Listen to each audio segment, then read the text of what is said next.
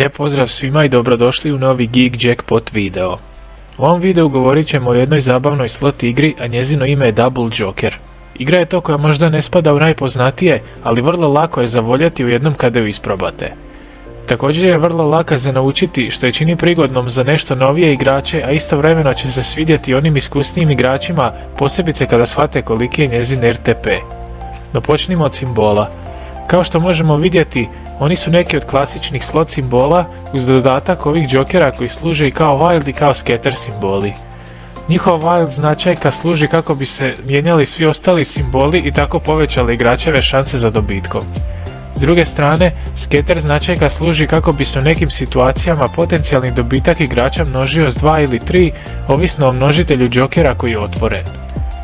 Uz to, nakon osvojenog dobitka s džokerima, oni ostaju fiksirani na svojim pozicijama i za iduću vrtnju.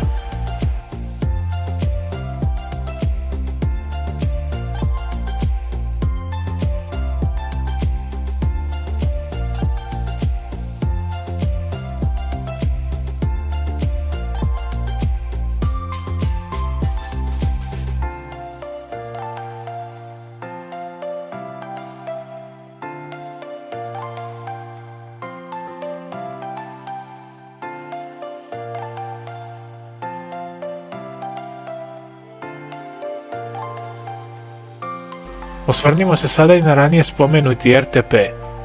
On za ovu igru iznosi čak 96,6%, što spada među najbolje igre po ovoj značajci koje smo vidjeli u hrvatskim kasinima, jer kao što znamo, RTP slot igara uglavnom se kreće u prosjeku od oko 93% do 97%.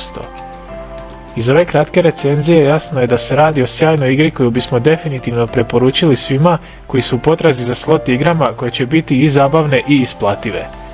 Što se ovog videa tiče, to bi bilo to. Ako su vam privlačni ovakvi i slični sadržaji, pozvao bih vas da se besplatno pretplatite na naš kanal. Do idućeg videa želim vam puno sreće u najdražim igrama i podsjećam vas da igrate odgovorno.